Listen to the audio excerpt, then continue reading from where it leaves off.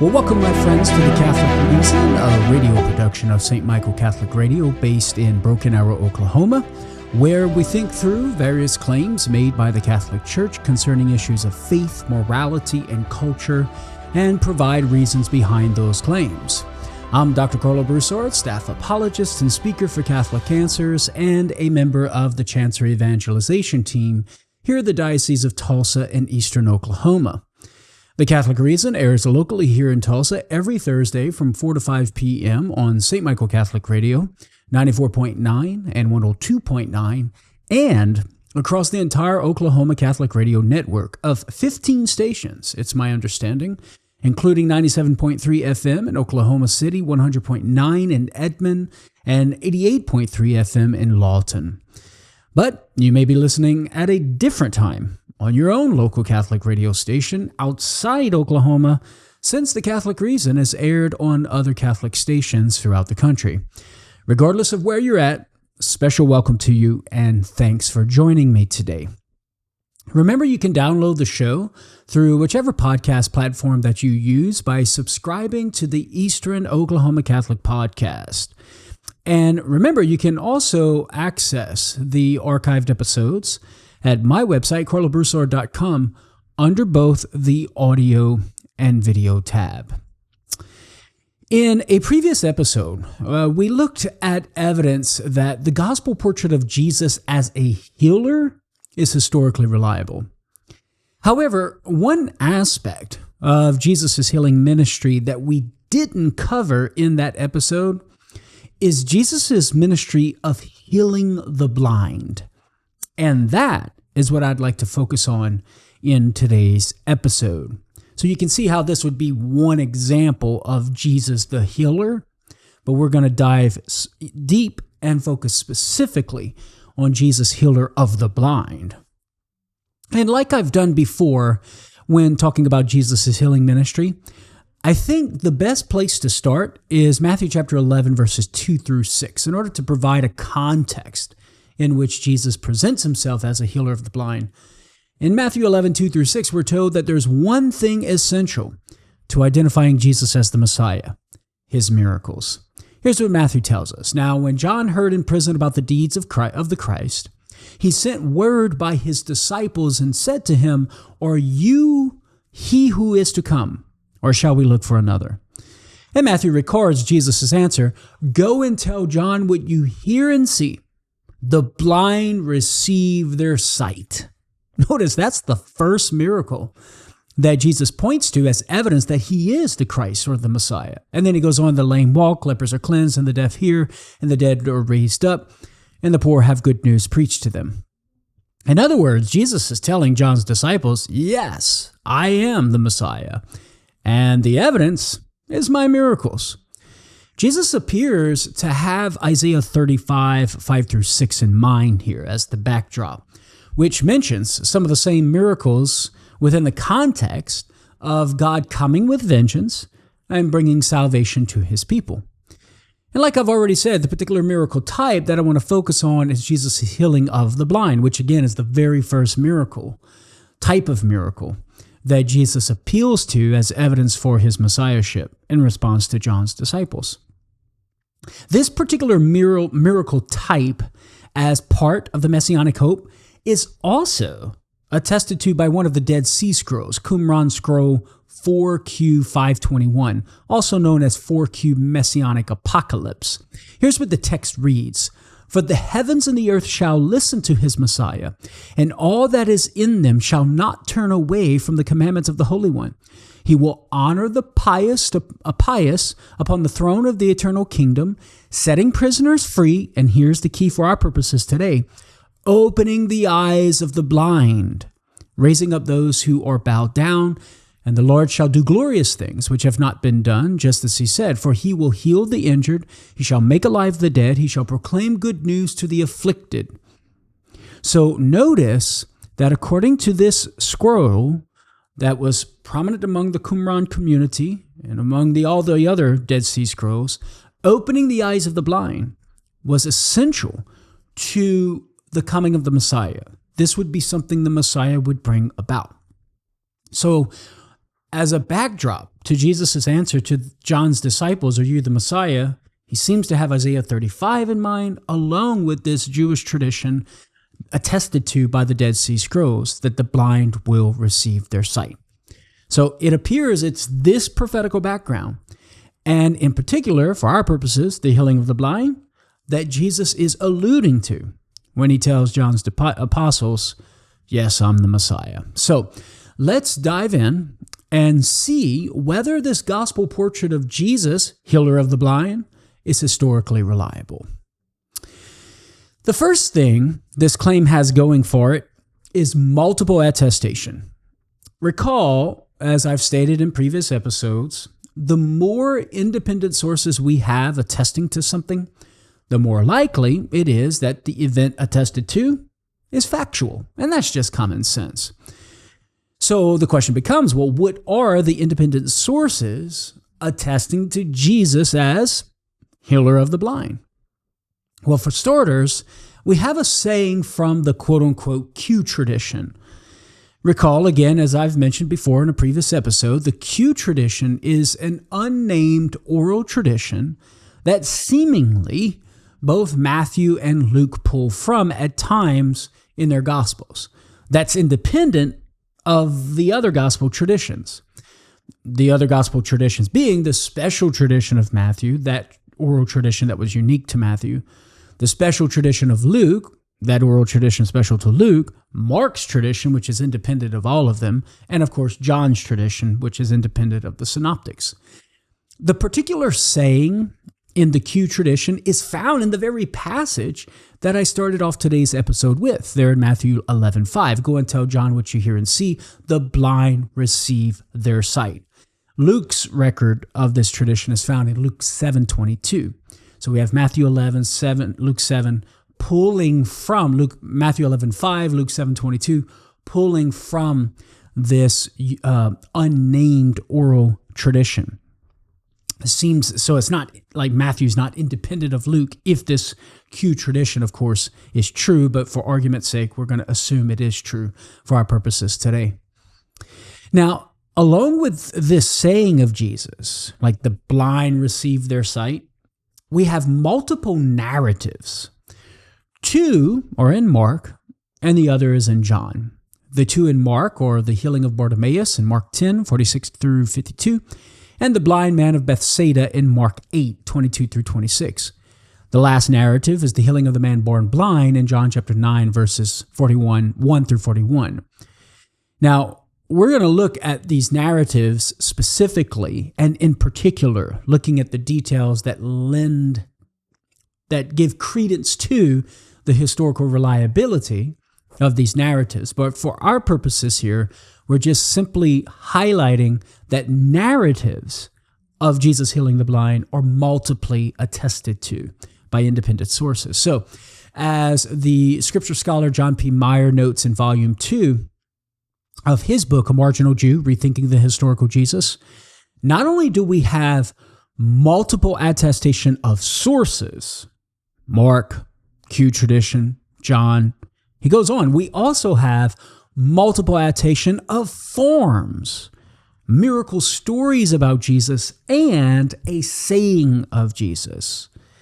Such multiple attestation with regard to form and sources at least sets us on a nice trajectory for seeing the gospel portrait of Jesus as a healer of the blind. So that's a really good start. When we have this kind of multiple attestation from sources and also by way of form, both narratives, plural, and a saying. Okay. So now let's look at each of the narratives that I just mentioned. And again, as I said, highlight the details that support their historicity. And so we're going to start with the healing of Bartimaeus, as found and recorded by Mark in chapter 10, verses 46 through 52. And the first, now just keep in mind that I've already examined this narrative in a previous episode of The Catholic Reason entitled Why Jesus' Miracles Are Fact, Not Fiction. It was more of a general approach to the historicity of the gospel portrait of Jesus as a miracle worker, and we appeal to the healing of the blind Bartimaeus as an example, as evidence for that claim. However, there are some details that I want to share here that I didn't share in that previous episode. So we're not repeating exactly the same thing. We're actually going to build on what we said in a previous episode and offer a few new details. Okay, so the first thing, and I'm not going to read the narrative, you can read that on your own. The first thing that strikes the reader who is familiar with the Gospels is that the recipient of the miracle is named. It's unusual within the Gospel tradition for the recipient of a miracle to be named. In fact, Bartimaeus is the only example in the synoptic tradition, and the only one named in the Johannine tradition is Lazarus when he's raised from the dead. So this detail, the naming of the recipient of the miracle, stands out as discontinuous with the synoptics and the traditions behind them, which, for historians, serves as evidence for its historical accuracy.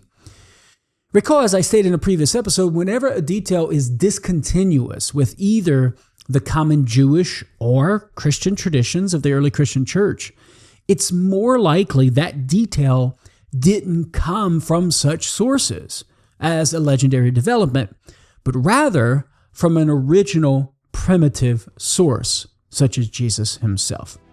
Names for recipients of miracles are even lacking in the Gnostic or apocryphal writings in the mid to late 2nd century. So the discontinuity of the naming of the recipient gives us evidence for its historicity. Friends, I'm coming up on my first break. I'm going to have to hit the pause button. Don't go nowhere. You're listening to The Catholic Reason. Well, welcome back, my friends, to The Catholic Reason. I'm Dr. Karlo Broussard. In today's episode, we are looking at the gospel portrait of Jesus as healer of the blind and asking the question of whether this gospel portrait of Jesus is historically reliable.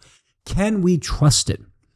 And so far, in our first segment, we began to provide reasons why we can trust this gospel portrait that Jesus is a healer of the blind. And we started off by pointing out how there is multiple attestation of both sources and forms for this gospel portrait of Jesus being a healer. So with regard to the source attestation, we have Mark attesting to Jesus as a healer of the blind. We have the Q tradition that provides for us a saying that Jesus is a healer of the blind. And of course, we have John's tradition, where John records the healing of the blind man in John chapter 9. So we have multiple independent sources attesting to Jesus being a healer of the blind. But as Bible scholar John P. Meyer points out, we also have multiple forms attesting to Jesus, healer of the blind. So we have narratives, 2 in Mark, 1 in John, and then we have that saying from the Q tradition. So not only do we have multiple sources, but we have multiple forms attesting to Jesus as healer of the blind. And given this variety of multiple attestation, that sets us on a good trajectory for seeing the gospel portrait of Jesus as healer of the blind as historically reliable. Now, before our last break, I started to dive into the narrative of the healing of the blind man Bartimaeus, as recorded by Mark in Mark chapter 10, verses 46 through 52. And one of the first things that we notice in this narrative, as I was mentioning before the break, is that it meets the criterion of discontinuity. And in particular, the naming of the recipient of the miracle, namely Bartimaeus, meets the criterion of discontinuity. It is very unique. Within the synoptic tradition, no recipient of a miracle is named, except here for Bartimaeus. Within the Johannine tradition of miracles, one is named, that's Lazarus. And apart from Lazarus in the Johannine tradition and Bartimaeus in the synoptic tradition, that's it. And so, as Meyer points out, given that this is discontinuous with the early Christian tradition, the miracle tradition, this provides evidence for the high likelihood that this event of the healing of Bartimaeus is indeed factual and historical. Now, there's another upshot, I guess you could say, of Bartimaeus being named in this narrative is that he was most likely the eyewitness who preserved the story. So it's not just discontinuous, but there's a strong indication. Many have argued that the naming of Bartimaeus suggests he's the preserver of the event. He is the eyewitness tradition bearer.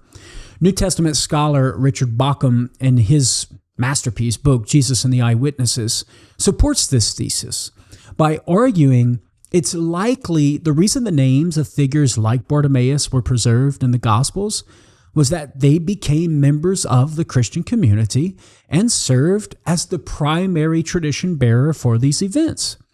And this rings true. If someone encountered Jesus and the Christians never heard from that person again, well, it's unlikely that person's name would have been remembered and preserved in the record and passed down. For example, the name of the father of the possessed boy whom Jesus exorcised in Luke chapter 9, verses 40 through 44, wasn't preserved, unlike Jairus, whose name was preserved. Now, he wasn't the direct recipient of the miracle, his daughter was, but nevertheless, his name was preserved. So it's likely the boy's father didn't join the Christian community, whereas Jairus did. That's why his name was able to be preserved in the tradition. Having an eyewitness of event is great, and we can all agree on that, right?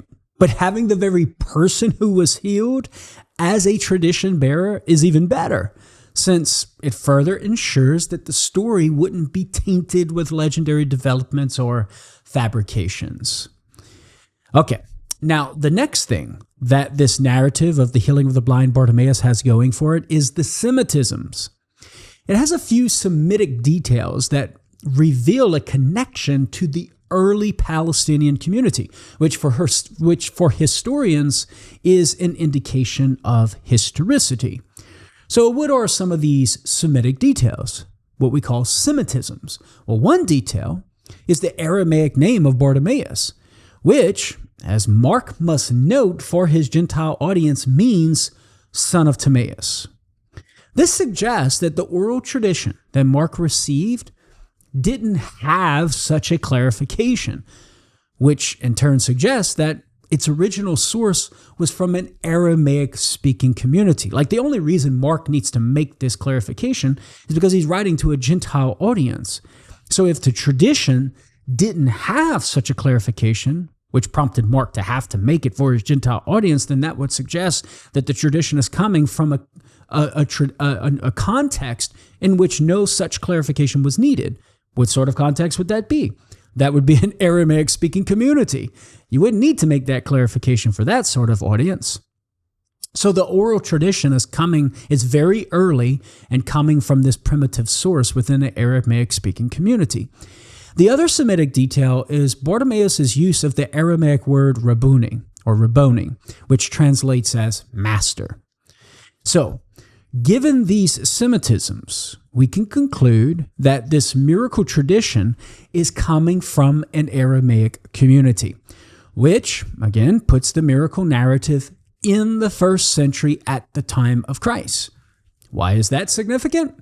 This is significant because such early testimony would preclude fabrications and legendary developments. When you have reports of events that close to the events that the reports are reporting on, and there are still living eyewitness testimonies, well, then you can be sure that the report doesn't have any sort of legendary developments or fabrications, because the living eyewitness testifiers would ensure that the facts are being related in a straight way rather than being fudged with. Okay, related to these Semitic details is the story's precise familiarity with the Palestinian geography and Jewish customs. Mark tells us that Bartimaeus was, quote, sitting by the roadside on the road that Jesus and his disciples traveled, leaving Jericho. Well, as John P. Meyer details in his book on page 688, it would have been the road that all Galilean Jews would have traveled going up to Jerusalem for Passover. And interestingly, right before this miracle in verse 32, Mark tells us that Jesus and his disciples were, quote, going up to Jerusalem. For what? Mark tells us in Mark 14:1, Passover. Such familiarity with this Palestinian geography and Jewish custom as to which road they would travel, leaving Jericho to go up to Jerusalem for Passover, that can only mean that the bearer of the tradition, the one who's preserving it and transmitting it, was an eyewitness from that area and familiar with all of the Jewish customs, which of course puts the narrative early at the time of the events that it occurred, thereby precluding legendary developments and fabrications, which of course gives us grounds to assent to this as a historically reliable event, and therefore conclude Jesus is a healer of the blind. Okay, that's not all, friends. There's actually more here. Another detail that helps the historicity of the narrative is Bartimaeus' address to Jesus with the title Son of David. As Meyer notes in Volume 2 of his book, A Marginal Jew, the title Son of David does not appear in any other narrative in the four Gospels outside parallel stories that depend on this one. The bottom line is that Son of David was not a title used by the earliest Christian traditions involving Jesus' miracles. So what does that tell us? That tells us that the title Son of David is discontinuous with that early Christian miracle tradition. And given such discontinuity with the early Christian traditions, the use of this title strongly suggests it dates to the time of Jesus' ministry.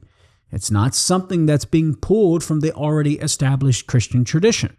Therefore, the Christian community was an organized, what I was going to say was, this is strongly suggesting that the event is dating to the time of Jesus' ministry before the Christian community was an organized thing, right? Thereby indicating that this is not coming from that already established Christian community.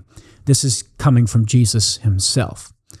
So the title, Son of David, meets the criterion of dissimilarity. The historicity of this healing miracle is further supported by these details and others not serving any apologetical or catechetical purposes, which of course suggests an eyewitness testimony relaying the facts of the stories. So, what are these details? How are they not apologetical or instructional? Well, the narrative tradition names the recipient of the miracle Bartimaeus. Okay, we touched on that earlier, and we showed the significance of Bartimaeus being named for other reasons. Here, it's just an unapologetical in the sense that it serves no apologetical, instructional, or catechetical purpose. It's just there. It's a fact. The narrative ties the named individual to a geographical place, the roadside outside Jericho. Not very instructional. It's just a fact. The narrative marks the point of Jesus' ministry when the healing takes place, on his way up to Jerusalem for his passion and death there in Mark 10:32. And the narrative also marks the time of the miracle, shortly before Passover, via Mark 14:1. So given that these details don't serve any instructional purposes, the only plausible reason that they're there within the tradition is that they're factual, thereby providing evidence for the historical reliability. Folks, coming up on my next break, stay tuned. More to come on the other side. Well, welcome back, my friends, to The Catholic Reason, a radio production of St. Michael Catholic Radio based here in Broken Arrow, Oklahoma, where we think through various claims made by the Catholic Church concerning issues of faith, morality, and sometimes culture, and provide reasons behind those claims. I'm Dr. Karlo Broussard, staff apologist and speaker for Catholic Answers at Catholic.com, and a member of the Chancery Evangelization Team here at the Diocese of Tulsa and Eastern Oklahoma. In today's episode, we're looking at the gospel portrait of Jesus as a healer of the blind and trying to provide reasons why we can conclude that this gospel portrait is indeed factual, historically reliable. This is not legendary developments or fabrications. Now, before our last break, in our last segment, we were looking at the narrative of the healing of Bartimaeus, as recorded by Mark in Mark chapter 10, verses 46 through 52. And we were looking at all of the details within that narrative that gives us reason to conclude it is historically reliable, a factual event that took place in Jesus' ministry. And one of the things we pointed out is that Bartimaeus is named, and the fact that he is named indicates to us that, first of all, the fact that he is named is discontinuous with the miracle tradition within the synoptics. No other person is named within the synoptic tradition of the miracles. Only one is named in the Johannine tradition of miracles. So that you have something so unique indicates to us that this is not being taken from the already established Christian sources and community, but that is predating it, going back to this very early point within Jesus's ministry before the Christian community is going and stuff. So it's not just being pulled from the Christian tradition. This is coming from something outside of the Christian tradition. Also, that Bartimaeus' name signifies that he's probably most likely the eyewitness and tradition bearer. So it's one thing to have an eyewitness, but when that eyewitness is the primary tradition bearer and preserver of the tradition, that's golden right there. And so Bartimaeus would have been that individual. We also talked about the Semitic geography, how the narrative testifies to an eyewitness, somebody who was very familiar with the Palestinian geography and even the Jewish customs. Mark telling us how Bartimaeus was on a roadside, on that road where Jesus and the apostles are coming out of Jericho, going to Jerusalem, excuse me. I got distracted there for a moment. Going to Jerusalem for Passover. So that familiarity with knowing that this would be the very road that Galilean Jews would be walking on in order to go to Jerusalem. I mean, that's significant because it testifies to an eyewitness account who was there. You also have the title Son of David, meets the criterion of dissimilarity. And before the break, I was running through all of these details and a few more that serve no apologetical, instructional, or catechetical purpose. And for many, that's an indication that these details are indeed factual. For why else would the author include these details? Why else would these details be in the tradition from which the author is pulling, unless they were just simply part of the story? They were factual. So we have several details that, when combined, make for a strong case for the historicity of this healing narrative of the blind Bartimaeus. So let's now turn to the healing of the blind man of Bethsaida in Mark chapter 8, verses 22 through 26. Again, you can read the narrative on your own. I'll just highlight the important details that are relevant for our purposes. The first thing this story has going for it when it comes to its historicity is the place of the miracle, Bethsaida. We have good reason to think Mark didn't just insert this place into the story haphazardly. Consider that Matthew 11, 20 through 24, and Luke 10, 12 through 15, which scholars argue is coming from the Q tradition, remember a source independent of Mark, tells us about the story of Jesus denouncing 3 Galilean cities for not believing in him, even though they saw the miracles he performed. Those 3 cities were Chorazin, Bethsaida, and Capernaum. Given that Bethsaida as a locus of Jesus' miraculous ministry is found in 2 separate first-century Christian traditions, the Markan tradition and the Q tradition, we can reasonably conclude that Jesus' performance of miracles in this location is not something that Mark haphazardly makes up, but rather is historically reliable. And so we have multiple attestation to Bethsaida as a miracle location. Again, Mark and the Q tradition, 2 independent sources verifying, attesting to Jesus performing miracles in Bethsaida. Now, there's further evidence for the historicity of Bethsaida itself, beyond the multiple Christian attestation. Mark records Jesus arriving at Bethsaida by boat in Mark 8, 10, 13, and 14 through 22. Well, as Meyer points out, recent archaeological investigations suggest that when the Tetrarch Philip created his Roman city of Bethsaida, Bethsaida Julius, a little inland from the Sea of Galilee, the old fishing village of Bethsaida continued to operate on the shore of the sea as the port of the Roman city. That's what Meyer teaches or points out and explains on page 693 of volume 2 of his book, A Marginal Jew. Given this, it's reasonable to conclude that the Bethsaida of the story is the old fishing village. Remember, Mark records Jesus arriving at Bethsaida by boat. That fits with what we know from archaeological investigations concerning Bethsaida Julius, right? Or concerning the old village of Bethsaida continuing to operate on the shore of the sea at the port of the Roman city. Okay, let's now turn to the details that meet the criterion of embarrassment. Recall, the criterion of embarrassment states that whenever a story has details that are counterproductive to whatever persuasive purpose the author has, the more likely those details are factual. The idea is that there's no other plausible reason why the author would put such detrimental details in a story. Now, the embarrassing details within this narrative of the healing of the blind man of Bethsaida is Jesus' use of his saliva and his question as to what the effect of the healing was and the partial healing. So let's take the use of saliva first. One might be inclined to interpret this use of saliva simply as medicinal, since saliva was used as a healing agent in medical contexts.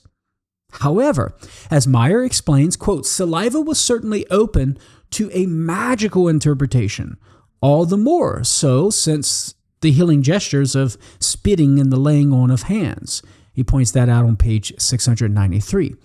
So by including the detail of Jesus using his saliva, it opens this event up to interpretation of it being merely medicinal or giving it some sort of magical interpretation, which of course would work against what Mark is trying to convey to his audience about Jesus being a healer of the blind.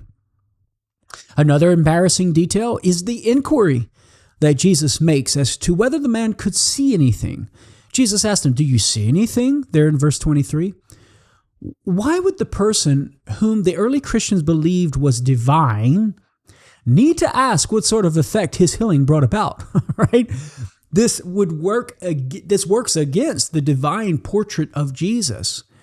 Thus, they wouldn't include it if they were making it up, right? At least it is open to interpretation as working against the divine portrait of Jesus. Now, we have a way of reconciling this, and why Jesus would ask that question in a way that doesn't entail he's not divine is simply a rhetorical device and a means of teaching the blind man here. But including that detail is at least subject to alternative interpretations in a non-divine way. And of course, that's counterproductive to the very purpose for which Mark is including the miracle. The other embarrassing detail is the partial sight that the man describes. "I see men," he says, "but they look like trees walking," Mark records in verse 24. And then, of course, Jesus remedies the partial sight with a second application of his hands. This doesn't count in favor of Jesus' divinity either, which makes it difficult to explain from an apologetical and catechetical perspective. Why create such difficulty if you're making this up? The only plausible explanation as to why Mark includes the details is because that's what happened, and he's not making it up. It's factual. It's historically reliable. So we have details that of this particular healing of the blind man in Bethsaida. We have details that meet the criterion of embarrassment, which is a strong indication for the story's historicity. In fact, it was seemingly so counterproductive of their attempt to persuade others about Jesus, both Matthew and Luke omit this story. So we got the criterion of embarrassment. We also have the criterion of discontinuity concerning several things: Jesus' saliva, spitting into the face of the man, and partial healing. So how is it that the use of saliva meets the criterion of discontinuity? There's only one other place where Jesus uses spit. And that's the healing of the deaf mute in Mark chapter 7, verse 33. The second detail that meets the criterion of discontinuity is the spitting of the saliva into the man's face. Recall, Mark reports this in verse 23 of Mark chapter 8. And when Jesus had spit on his eyes, he asked him, "Do you see anything?" I like how Meyer puts it. To put it as delicately as possible, having Jesus spit into a person's face does not seem to fit any stream of Christology in the early church. So we have the actual spitting, that's discontinuous, and then, of course, the partial healing. Nowhere else in Jesus' healing ministry does his healing action have a partial effect, needing a second attempt at completion. So we have 3 lines of evidence, but I'm going to have to wait and summarize that on the other side of the break. Coming up on my last break, stay tuned. You're listening to The Catholic Reason. Well, welcome back, my friends, to our last and final segment of today's episode of The Catholic Reason. Before our last break, we were looking at the healing of the blind man of Bethsaida as recorded by Mark in Mark chapter 8, verses 22 through 26. And there are several reasons to conclude that this narrative is historically reliable. We have the place of the miracle itself, Bethsaida. There's multiple attestation to Bethsaida as a miracle location, both Mark and the Q tradition. And then we also have geography awareness. That's quite remarkable there. And what is articulated there within this narrative concerning Jesus arriving at Bethsaida by boat, that fits archaeological investigations concerning an old fishing village of Bethsaida, continuing to operate on the shore of the sea as the port of the Roman city. We also have details meeting the criterion of embarrassment, saliva, the inquiry, Jesus having to ask, like, what's the effect? And then the partial healing. All of those details are subject to alternative interpretations that could lead someone to think Jesus is not divine, which of course is counterproductive to the purpose for which Mark includes the miracle to establish that Jesus is divine. So why would Mark include these embarrassing details, giving his audience the possibility to interpret it in a wrong way, unless it were simply true that this is what Jesus did? And then, of course, we as Christians can deal with that to absorb it and assimilate it into a context of viewing Jesus as divine. And then, of course, the saliva, the spitting into the man's face, and the partial healing also meet the criterion of dissimilarity. So again, we have 3 lines of evidence for the historicity of the healing of the blind man. Bethsaida as a locus of Jesus' miraculous ministry is attested to by 2 independent first-century sources. There are details within the narrative that meet the criterion of embarrassment, and those very same details, along with some others, meet the criterion of discontinuity or dissimilarity. Thus, we can conclude that Jesus really did heal a blind man in Bethsaida. Okay, finally, we come to the man born blind in John chapter 9, verses 1 through 41. Again, I'm not going to read the whole passage due to time, so like it was for the others, I'm only going to highlight the relevant details of the story. The first thing worthy of note, which is not necessarily a detail in the story, but more of a general observation, is the sobriety of Jerusalem miracle stories by John. Scholars point out that a key theme in John is his focus on Jerusalem as a setting for Jesus' ministry. Given such an emphasis, it's surprising that he would only record 2 miracle stories in that city. The paralyzed man at Bethsaida, chapter 5, verses 1 through 9, and this healing of the man born blind in chapter 9. As Meyer points out in his book on page 696, this sobriety with these miracle stories actually counts in favor of the historicity of both the healing narratives. So we have more of a general point, namely the sobriety of John's record of miracle stories in Jerusalem, that puts us on the right path, right? Sets a trajectory for seeing the historical reliability of these narratives. This sobriety counts in favor of the historical reliability of these narratives. Okay. Now, the next thing that the narrative has in its favor is the specific identifiable place at the pool of Siloam. The first thing of note is that it's just mentioned in John chapter 9, verse 7, without any introduction or explanation. It's just mentioned in passing. It's just there. Again, when a detail doesn't serve any instructional purpose, it's likely there because it's believed to be factual. They include it because that's just part of the story. Secondly, the pool of Siloam is attested to by two other sources as existing in Jerusalem prior to its destruction by the Romans in AD 70. As Meyer points out, Josephus mentions it, and it's mentioned in what is called the Copper Scroll found at Qumran, 3Q15, 10, 15 through 16. Meyer talks about this on page 696 of volume 2 of his book, A Marginal Jew. That the pool existed in Jerusalem prior to AD 70 suggests the narrative comes from a source that was familiar with the pre-70 Jerusalem. The pool wasn't rebuilt until the time of Emperor Hadrian in AD 135. So the pool in the narrative must refer to the pre-70 pool because John was written way before AD 135. This early source is significant because it eliminates, as I've mentioned before, and I'll say it again, it eliminates the possibility of fabrications and legendary developments. So John is recording to us an event that is for sure had taken place before AD 70, which again, it's in living memory, living eyewitnesses would have been present to ensure faithful transmission of the story. The next detail that's significant for the historicity of the story is the mixing of spittle and mud. In Mark's record of miracles, Jesus does indeed use his spit, but in Mark's miracles, it's used as a direct agent of healing. Here in John chapter 9, his spit is merely used as a means to make the mud, or the clay, right, which he then applies to the eyes of the blind man and tells the blind man to go and wash the mud away. Again, as Meyer notes, the mixing of spit is unique. And, as Meyer puts it, quote, discontinuous with the entire miracle tradition in the four Gospels. That's on page 697.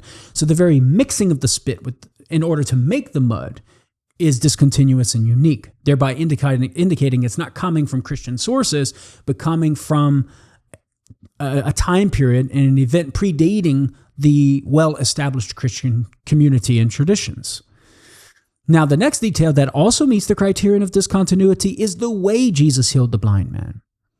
First, the story is noticeably silent about the blind man's faith, whether as a condition for his healing or as a response to the healing.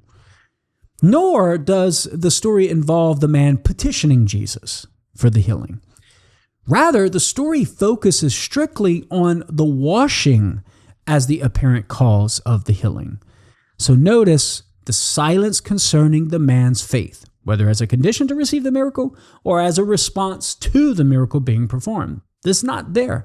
The focus is just simply on the washing. That's unique. That's dissimilar to the miracle tradition that we find in the New Testament concerning Jesus healing people. Secondly, Jesus doesn't heal the man immediately, but only after the man washes in the pool. That's a delayed healing, and such a delayed healing is unique or dissimilar to the miracle tradition.